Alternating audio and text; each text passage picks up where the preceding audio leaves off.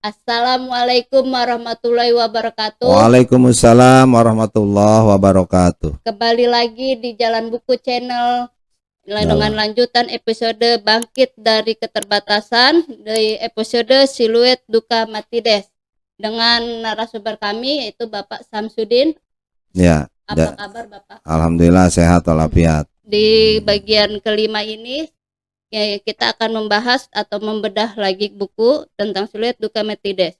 Apa sih Siluet Duka Matides itu menurut Papa? Pemirsa, jadi ini bukunya berjudul Indahnya Jalan Mendaki. Ya, kali ini pada episode ini kita akan membahas bagian pertama, yaitu bangkit dari keterbatasan, khususnya pada sub bagian kelima, siluet duka Matides. Nah, jadi ini ceritanya menarik, pemirsa, bahwa dulu kami punya pengalaman pahit pada waktu di penghujung studi di PGA 6 tahun, PGA kelas 6. Jadi dulu Depi itu ada ujian itu bermacam-macam karena kita sekolah di swasta. Sebelum ujian negara ada ujian sekolah namanya. Ujian sekolah itu dilaksanakan oleh pemerintah gitu, sebagai syarat nanti yang lulus ujian negara, ujian sekolah nanti ikut ujian negara. UN lah kalau sekarang ya, ujian negara. Tapi di sekolah sendiri karena kita swasta di PGA PUI, di PGA PUI menyelenggarakan ujian lagi. Jadi ada 3 kali ujian. 3 kali ujian ya. Tapi ini seluruhnya mata pelajarannya, baik yang ujian sekolah tadi maupun ujian negara, di sini diujikan semua nih. Diwajibkan itu. Iya, dan itu dapat ijazah sendiri. Ijazahnya ijazah swasta. Kalau yang tadi ijazah negeri dari Kementerian Agama. Ya kan? Kalau yang ini bukan, dari swasta. Ada ijazah gitu loh. Jadi kita dapat 2 ijazah. Nah, yang dalam kasus Matides ini itu kaitannya dengan ujian yang swasta ini. Kenapa harus ada swasta ada negeri? Ya memang kebijakannya seperti itu. Oh, dulu kebijakannya ada 2 seperti ya. itu. Nah, yang jadi masalah pada hari terakhir ujian swasta ini, ujian sekolah yang swasta. Iya. Sudah kira-kira 12 hari lah kita ujian kali ya. 2 minggu gitu. Ada apa itu? Nah, di hari terakhir itu kita diberhentikan. Kenapa pada waktu ujian? Nah, itu diberhentikan di hari terakhir itu karena ada insiden atau apa? Ya, ada insiden, ada ada ketahuan gitu ya. Ada pembocoran soal. Jadi selama beberapa hari itu soal bocor. Kok bisa gitu, bisa bocor begitu? Karena ada salah satu peserta ujian itu punya kakak. Kakaknya di TU, di tata usaha. Iya. Nah, itu diduga bocor dari TU ini. Karena ini ujian sekolah kan, jadi soalnya yang pegang sekolah.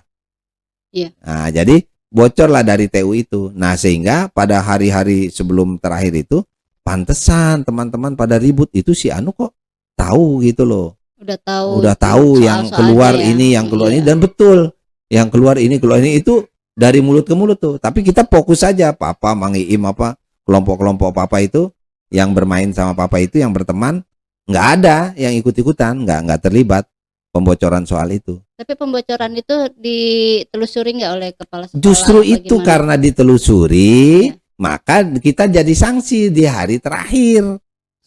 Semua akan dibatalkan, akan diadakan ujian ulang. Kami protes. Karena apa? Kami nggak melakukan itu. Kami nggak memanfaatkan bocoran. Kami tidak terlibat sedikit pun. Gitu loh. Jadi mereka-mereka yang tidak terlibat bersikukuh untuk bertahan. Kalau mereka yang terlibat ya pasrah. Karena dia tahu kan hukumannya. Nah, akhirnya dipelajari satu persatu gitu. Akhirnya ketahuanlah sekian orang terlibat sekian persen, sekian orang sekian persen, sekian orang tidak terlibat sama sekali. Nah, yang tidak terlibat sama sekali, alhamdulillah di ujungnya setelah anak-anak itu, udah macam-macam, yang nangis lah, yang ngambek-ngambek, yang marah-marah begitu, karena kecewa bahwa dia sudah capek-capek 12 hari atau 2 minggu ujian, tiba-tiba di hari terakhir digagalkan gitu. Nah, itu kan luar biasa, terjadilah ledakan-ledakan emosi gitu kan ya. Malum anak-anak muda kan umur 18 tahun, 19 tahun ya kan lagi muda-mudanya itu. Berarti ada sempat yang udah nggak mau lanjutin ujian apa bagaimana? Ya ada yang marah-marah segala macam begitu, tapi alhamdulillah di ujungnya kepala sekolah dan dewan guru memutuskan untuk tadi kita pelajari, jadi tidak semua dibatalkan, tapi bagi yang tidak terlibat tidak mengulang. Tapi bagi yang terlibat sekian persen ngulang, sekian persen. Bagi yang terlibat 50%, 50% ngulang. Jadi ada yang mengulang sebagian besar, ada sebagian kecil ngulang, ada yang tidak mengulang sama sekali. Papa, Pak Iim itu termasuk yang tidak mengulang sama sekali. Gitu. Nah, itu kejadian yang mengecewakan itu terjadi di hari terakhir ujian. Wah. Coba kalau dari awal-awal kan kita belum capek, itu belum belajar tiap malam kan kita belajar lagi, dan itu ujian yang ketiga kan. Iya. Bayangkan ada ujian sekolah pertama, ada ujian negara, terus ujian swasta. Yang ketiga kan capek kita ujian terus itu. Nah, jadi meledaklah sebagian teman-teman gitu. Nah, kenapa dinamai Matides? Itu papa yang pertama itu melempar itu. Karena itu terjadi pada tanggal 3 Desember tahun 75. Jadi kita anggap ini malapetaka 3 Desember 1975. Jadi singkatannya malapetaka 3 Desember. Ini terinspirasi oleh gerakan malari yang 1 tahun sebelumnya mahasiswa di Jakarta. Nah, gerakan 15 malapetaka 15 Januari. Jadi di Jakarta ada demo mahasiswa besar-besaran. Waktu itu bakar-bakar mobil dan lain sebagainya gitu, merusak itu di Jakarta. Protes karena kehadiran Perdana Menteri Jepang.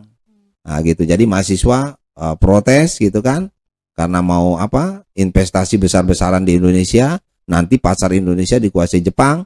Nah, jadi mahasiswa berontak gitu kan untuk kemandirian gitu dan lain sebagainya. Akhirnya muncullah itu malari, gerakan malapetaka 15 Januari. Kita terinspirasi oleh itu, kita namain yang 3 Desember tahun berikutnya, 1 tahun berikutnya tahun 75 itu malapetaka 3 Desember. Terus hubungannya dengan siluet itu apa?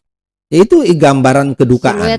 Itu kan gambaran kedukaan bukan mahasiswa, pelajar kelas 6 gitu, yang dia coba sudah 3 kali ujian berturut-turut, ujian sekolah, ujian negara, ujian swasta. Pas di akhir tinggal wah, saya tinggal bebas, sudah besok bebas. Merasakan kan waktu muda gimana? Waktu mau bebas, saya udah mau bebas, nggak lagi dipaksa-paksa harus datang jam sekian, tertib pakai pakaian seragam dan lain sebagainya. Kan merasa terkungkung kan dulu waktu pelajar gitu kan. Nah, dia mau jadi mahasiswa kan, mau bebas, sekolah nggak pakai seragam, ya kan. Terus dosennya milih segala macam. Jadi ada terbayang kebebasan, tiba-tiba, oh jangan dulu, kamu belum selesai ujian. Nah, itu marah kan. Terus bangkit dari keterbatasannya itu kan tadi kena mentalnya ya. Terus apa sih yang memotivasikan Bapak sebagai untuk jadi bangkit lagi ujiannya gitu loh? Oh ya udah nih, yakin bisa lulus gitu. Padahal udah disekat. Nah, kalau itu karena kita yakin benar bahwa kita tidak pernah ada selingkuh dengan pembocor soal, nggak pernah minta soal, nggak pernah diberi soal. Nggak pernah apa-apa, cuma dengar-dengar sayup-sayup pada hari ketiga, keempat, kelima, loh kok berseliweran informasi bahwa si Anu tahu, yang mau keluar nanti ini, yang mau keluar ini, dan keluar. Dan semuanya betul gitu ya. Betul, dan itu keluar, yang diomongin tuh keluar. Itu, jadi nilainya ya bagus-bagus kan. Iya. Itu karena sudah tahu bocorannya.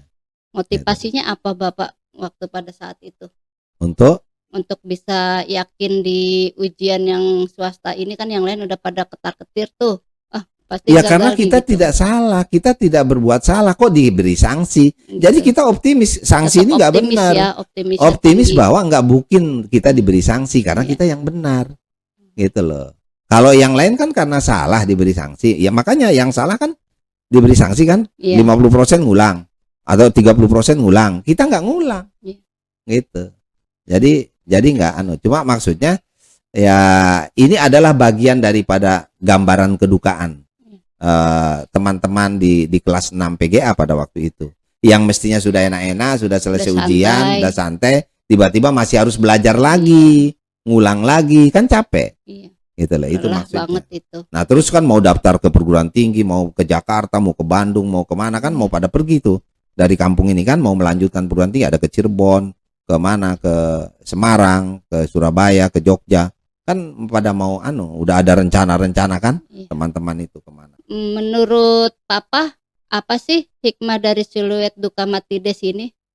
Ya kalau untuk Papa sangat menjadikan pembelajaran bahwa ternyata orang itu kalau mau berhasil ada aja.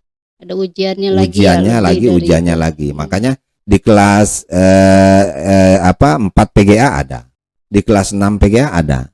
Jadi selalu ada ujian gitu.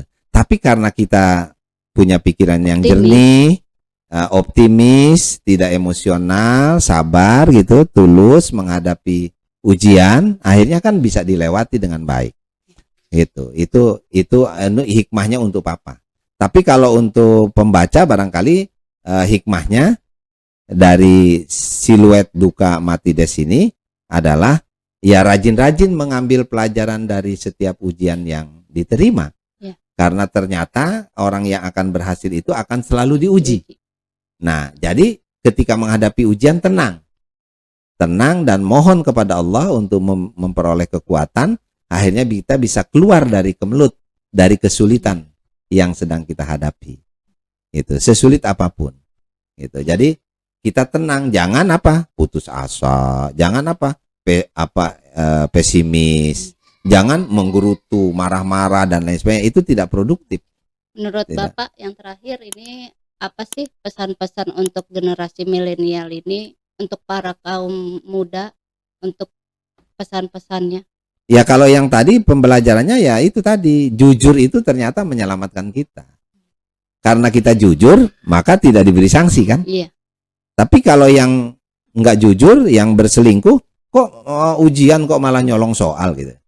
Itu kan nggak benar gitu loh. Tapi kita yang tidak nyolong soal, yang tidak mempermanfaatkan bocoran, alhamdulillah kan selamat, tidak diuji lagi, tidak ada ujian ulang. Malu kan ikut ujian ulang, ditertawakan sama adik-adik kelas. Oh ini yang nggak jujur nih, ya kan? Malu kan gitu. Jadi tolong jujur. Jadi itu pesannya itu dari mati des ini itu adalah kata kuncinya jujur. Ya. Kalau jujur selamat, kan gitu. Tapi kalau tidak jujur tuh akhirnya ketahuan. Padahal di hari terakhir loh, nggak di hari-hari pertama udah ketahuan, nggak di hari terakhir kan? Coba kalau misalnya nggak ketahuan di hari terakhir, itu kan bisa lolos. Iya. Nah itu, jadi itu tidak jadi pelajaran. Yang kedua pelajarannya, upaya busuk itu akhirnya pasti ketahuan. Sepandai-pandainya tupai melompat pasti ketahuan, pasti jatuh juga. Iya, jadi akhirnya ketahuan bahwa kalau tidak jujur, makanya akhirnya ketahuan juga. Terima kasih pemirsa, semoga bermanfaat. Wassalamualaikum warahmatullahi wabarakatuh.